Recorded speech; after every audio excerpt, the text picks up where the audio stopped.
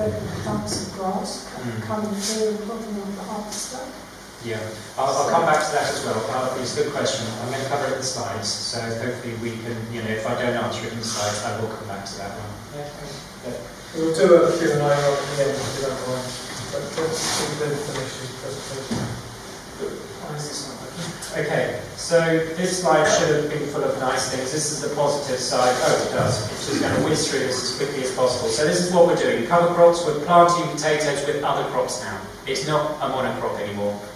So we're putting vetches in and pigeon peas and things like that to actually support the plant. We're really focusing on soil microbes, fertility, and we find as the fertility of the soil improves, then we don't get so much impact of weeds. When anyone goes up to the field, they can actually see that there's less weeds in these fields that we're now treating. As you get some more soil microbes and the beneficials in, they're able to counter the parasitic nematodes, so we're getting much less the PCN, root feeding nematodes. Building carbon the whole time. The water is actually now sinking into the ground, it's not puddling. So you can see the general picture is evolving. It's all what we call regenerative farming. We're regenerating the soil, we're regenerating the life above the soil, and it's all positive. The whole system is a lot more friendly, a lot more beneficial rather, and this is what the results look like. So the top picture there, you've got 2.5 weeks after let me start again. The top picture there is a regenerated one, the middle section there is organic, and the bottom is the conventional chemical.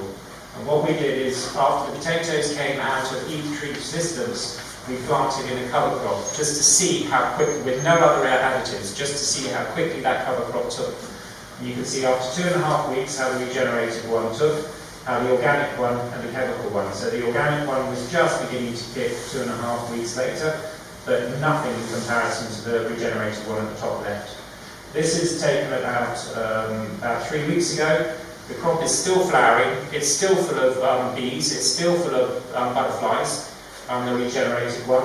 The organic one is pretty much had it. The root fly have got to it, the nematodes have got to it, because we didn't inject the microbes in to start with. So the organic one just pretty much as is. The regenerated one, we actually injected the microbes in right at the beginning. That was the only difference, and obviously the cover crops. And then the conventional one is just full of weeds. A lot of weeds in that one, and not much the cover crop. What type of crop is that? The cover crop, we had vetches, radishes. I'll give you the list later if you don't mind. So this is what it's all about. The world was actually formed. When it was formed, it was 100% bacterial, and then all the organisms came out of the seas and started populating the land. This is the key one, the fungal-bacterial ratio. This is what we teach every farmer to do. So this is not, what I do is go out to the farmers, I will teach them how to use a microscope and look down it and actually analyse their own soil so they can see what's in there. But fungal-bacterial ratio is the absolute key to it. Okay. Then what happened is the first plants that came into the system that started to break down the rock to make soil, so plants came first before soil, are weeds. We know that because trees can grow on the side of roads in rocks. You've seen that happening with roots coming down and things like that. They have a fungal bacteria. For every bit of one bacteria, there was no fungi. Then we got down to the grasses, and this is a little bit where we're going to be coming from. So depending on the type of grass you want, if you want the higher nutritional value grasses, you just need more fungi in your system, and you actually find that what are they called? The canary grasses, the black grasses, and things like that just don't survive. They just don't like being in a more fungal system. When you get down to the sort of like the fungal bacteria ratio, which is even, for every one fungi you get one bacteria, then that's where you're growing potatoes, tomatoes, and row crops. Then you've got your shrubs and vines, which is for every one bacteria you've got 5 fungi. When you get up to the trees, you're talking about 100 to 1 or 1,000 to 1. So we now know what every single plant in this world likes to have the soil to grow in.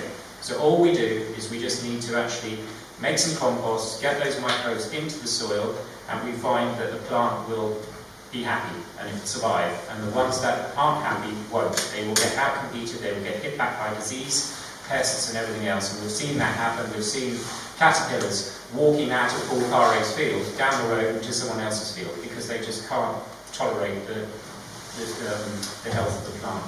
It's amazing when you see it. The plants have this amazing way to look after themselves.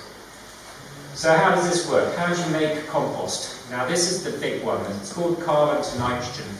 And everything is the CN ratio. So carbon, if you look at it, is brown material. Nitrogen is green material. Anything brown is carbon, green is nitrogen. Then high nitrogen is things like manure, so cattle manure or horse manure and things like that. We know what microbes like to eat, and we know that for them to be really prolific at eating them and to attract as many as we can, we need to hit a CN ratio of 24 to 1, which is perfect decomposition.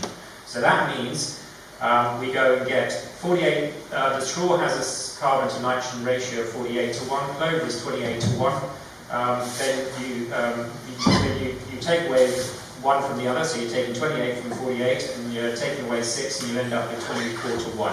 You add that together in your compost pile. That compost pile will be ready in 6 weeks. It goes through 5 turns, and 1 ton of compost will treat a hectare of land.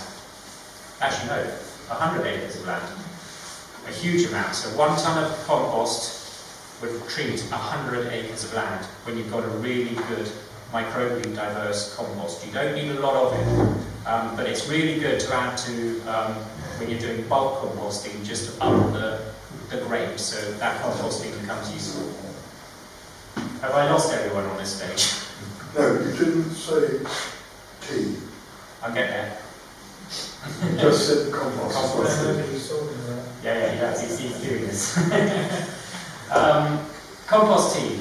What is it? Well, compost tea only is literally the quality of the compost you've got. I haven't really covered in this, but I'll talk about it a little bit. The film, if we can play it, the rest of it talks about the tea more. So we'll come back to the tea if we can get the film going. Otherwise, I'll mention a bit about it in a minute. So how is this related to the trials we've actually done? Back in 2015 or 2016, actually it was my father, when Paul came and leant over his fence and said to him, well, why are your potatoes growing a lot better than mine? What have you done? The leaves were bigger than our hand, whereas Paul Carreg's potatoes were about the size of our hand. They just, and that's what the average Jersey Royal potato is like. So we came up with a plan, which Paul and I have stuck to all the time. Paul's been brilliant. He just said, there's your field, you tell me what to do, when to do it, and I'll do it. And, which is very brave of him and admirable. But basically, we came up with this plan. Microbes matter. We're going to increase plant diversity with cover crops. We're going to minimise soil disturbance, no ploughing.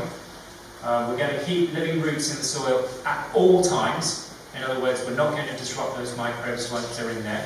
We'll take the top off, but we're going to leave the roots down there. So just fast scarifying or rototilling or whatever will disturb the surface, but we'll leave the roots and plant into those roots. And that's been a big one. Oh, how does that go back? Then we're going to keep the soil covered at all times. And the big one, right from go one, no chemicals. What does keeping the soil covered mean? Just don't leave it bare. Mother Nature does not do bare soil. The only bare soil in this world is desert, unproductive land. So whenever you see a bare field, what you're doing is you're losing humus, you're losing the microbes, and you're degrading it. So if you go back to that successional table I showed you, I'll go back to it later.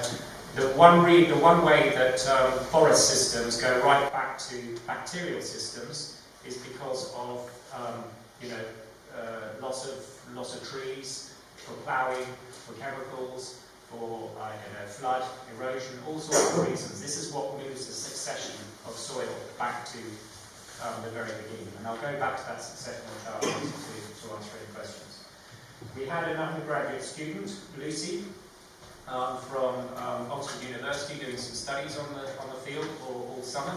She's come up with some amazing science, which is actually going to change the paradigm on everything. I can't let you know what it's all about, but it's very exciting science, which is actually being shared at the moment with the COP23, the Paris Climate Change talks, which are going on at the moment. So her information is actually being used there. She is coming back to Jersey, you'll be pleased to hear.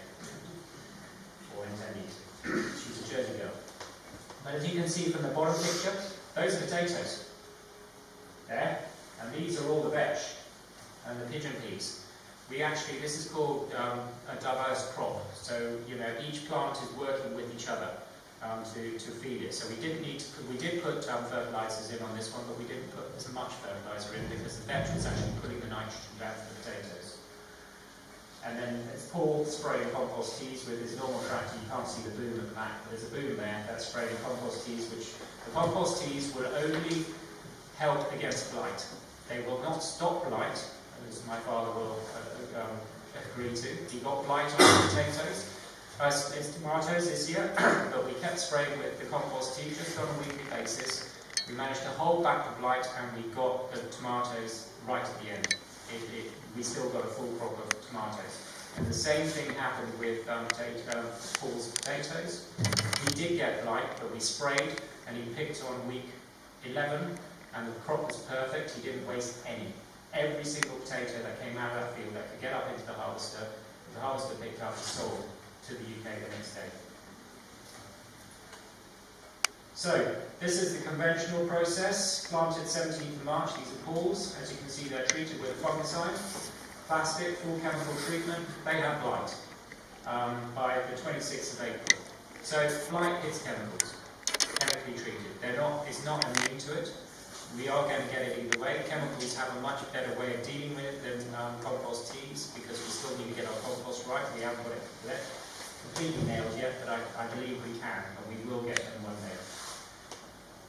This is the regenerated one. For the first year in, we didn't get it right. We put in a 3-way cover crop. We have now found out that actually a 3-way cover crop doesn't drive as much soil health as a more diverse and extensive cover crop, and that's the work I've been doing with Cotswold Seeds in the UK just the last 3 weeks. We put in 25%, 50% and 75% less NPK as the trial, just to see what the crop came out was. What was really interesting, there was no difference in the production. So the bit of field that we put 25% in actually didn't got blight.